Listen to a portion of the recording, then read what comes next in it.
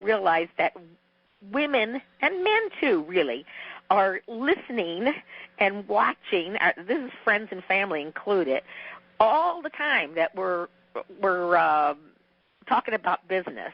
If we're having a bad business day, or maybe even having a bad business week, ever had one? Sometimes a little longer than that, who knows? But we allow others to see it, and they hear it. Once it's done, it's done.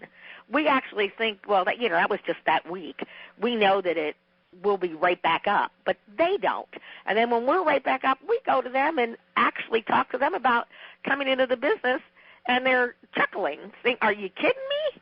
I heard her the week before and what she was saying, how hard she was working. It didn't seem like she was going anywhere."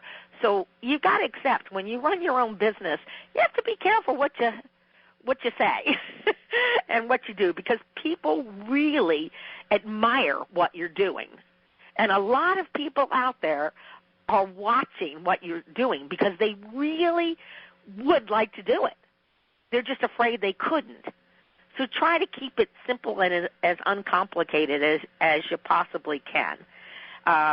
If someone sees you working very hard and, let's say a Curves or a clinic or a home show, and they go, "Oh goodness, it looks neat what you do to help other women, but I don't think I could ever work that hard," and say, "Well, you really don't have to, but the demand of our product is such that this is what I have to do. Why don't you get in the business and help me? Let's sit down tomorrow morning, meet for coffee, and I'll tell you how." Just don't try to complicate things. The product alone that we have, whether it's bras or it's cosmetics, are products that make women feel better.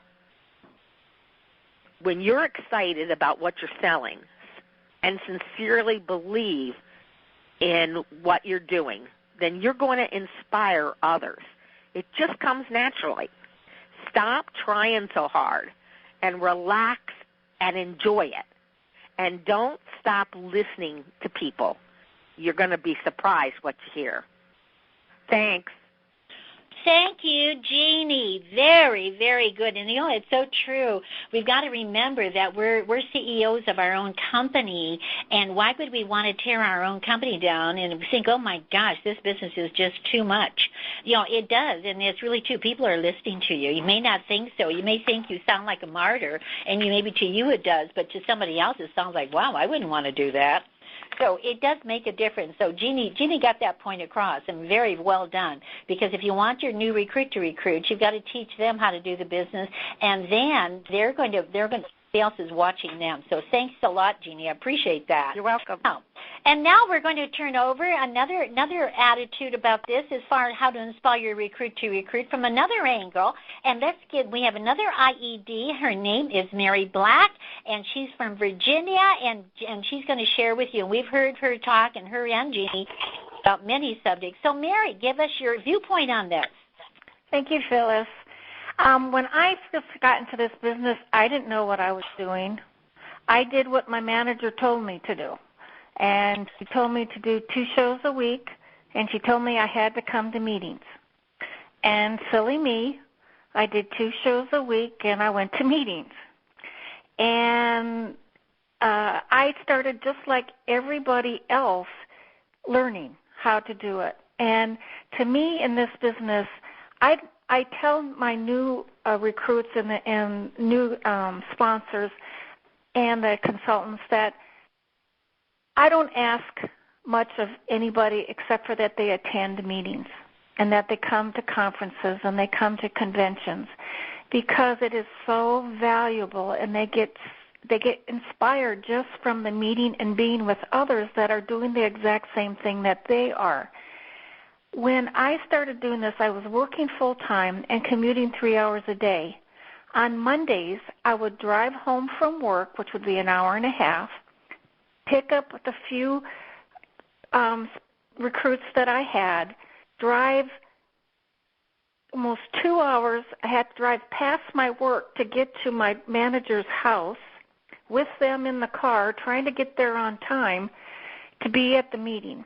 And I was told I couldn't do meetings until I attended these different workshops so that I knew how to teach and how to manage. So I did that. Then when I got to where I could do them where I lived, of course, that made it easier. So every Monday at 6:30, we had an opportunity session where anybody could bring somebody new.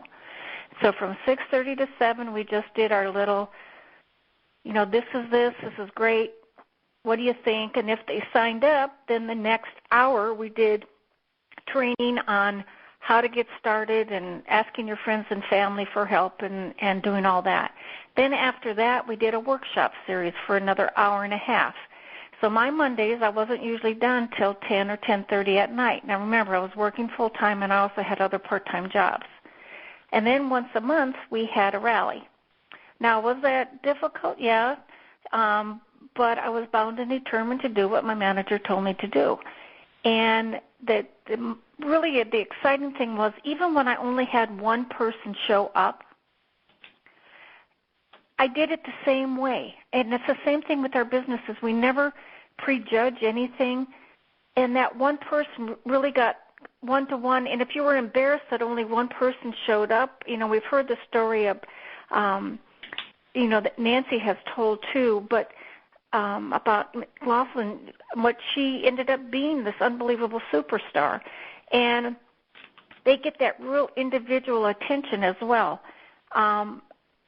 I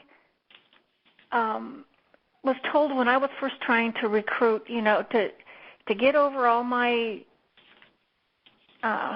inhibitions about trying to get people into the business and just do it, and that I was being selfish by not sharing it. And that kind of really hit me hard. And I kept thinking, man, what would my life be like today if someone, and I literally ran this consultant down and made her sign me up, So when I think about that, that inspires me to try to make a difference in other people's lives as well. When you're doing meetings, I do have like an on-time drawing, just like they do at conventions, and it, might be a nice Barucci purse or something. So they want to be on time for that. And I always welcome and acknowledge the visitors and who brought them. Whenever you bring new people into a crowd, it always energizes them. And it also makes them behave on their best behavior. I always do a recognition on what's going on, and then we review the new specials and the promotions that are going on. And then focus in Nancy's notes and always go through the marketing plan, but you got to make it simple.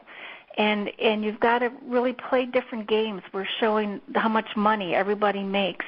And if they do this, this is how much money. And especially I use visitors or guests to stand up and, can you count this money for us, so that they actually can see and feel it.